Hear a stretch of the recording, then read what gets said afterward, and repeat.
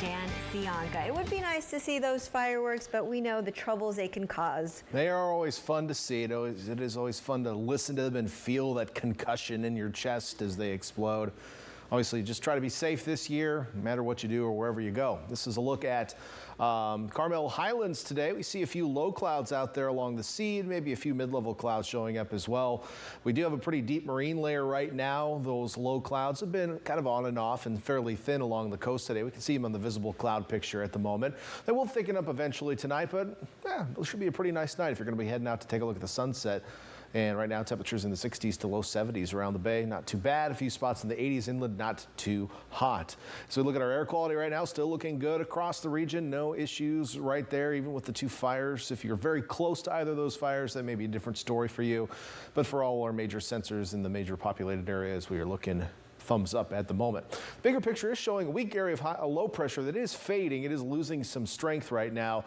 And the bigger weather story is going to be this ridge of high pressure moving into the Pacific Northwest. There's potential for some all-time record-breaking heat. We're talking cities hitting their all-time record highs over the next couple of days in the Pacific Northwest. Now, we will feel the heat of this ridge as well, and let me show you how that's going to work out. Here's the low pressure area fading away, the ridge building into the north, and it just kind of combines with another ridge to the south, and we're under this long area of high pressure here all the way across the west coast as we head into next week. It's another low offshore, just doesn't really get here, and I think we'll see two little maxima of the heat, one coming on Saturday to Sunday and another one perhaps on Tuesday. So that's going to extend the range of these hot temperatures for us for our inland cities. All the while, though, air will remain flowing onshore at the coast, so the air conditioning is going to stay on if you live on the coast, and that means that most of our coastal cities, which is where most of us live here, will stay relatively cool compared to the heat we experience inland. And overnight tonight, the low clouds fill back into the bays. You might see a spritz of drizzle out there. I don't expect it to be widespread, however,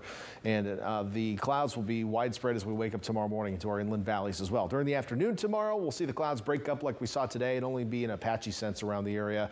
So late tomorrow night, you may see them thicken back up on the south and east sides of the bay, but I'm expecting mostly sunny skies tomorrow afternoon. Temperatures starting to head back upward inland and in higher elevations, but kind of holding steady on the coast. We're going to sit at 70 in Santa Cruz tomorrow, 80 in Ben Lomond, 82 in Boulder Creek. We'll definitely start to feel that warm up inland and higher in elevations. 69 in Watsonville and Salinas tomorrow, upper 70s in Hollister, 80s in the Santa Clara Valley, and 60s on the Bayshore. Over to Monterey in the Peninsula, highs staying in the mid to upper 60s tomorrow. We'll top out at 67 in Monterey, which is actually a little bit cooler than today. The reason is we'll have more of a northwesterly wind coming in off of the water, cooling you off a bit, and that's going to stick around for the next couple of days. So while we're talking about heat inland, we're actually going to keep cooling down in Monterey for the next couple of days. It's just how our climate works here on the Central Coast.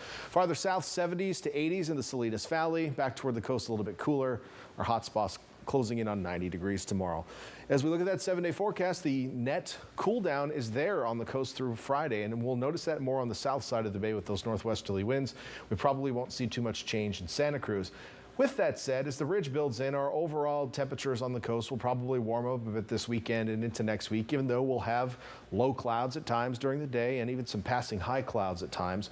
But inland areas, you will see a much more dramatic shift in temperatures. We're going to jump about 10 degrees on Friday and then again on Saturday until we even out close to 100 degrees on average Saturday through Tuesday of next week. So keep in mind that that could range anywhere from 90 if you're closer to the coast to 110 if you live in far southern Monterey County. So it's going to be hot again. So please make sure to find a way to stay cool. You've got a couple days to prepare.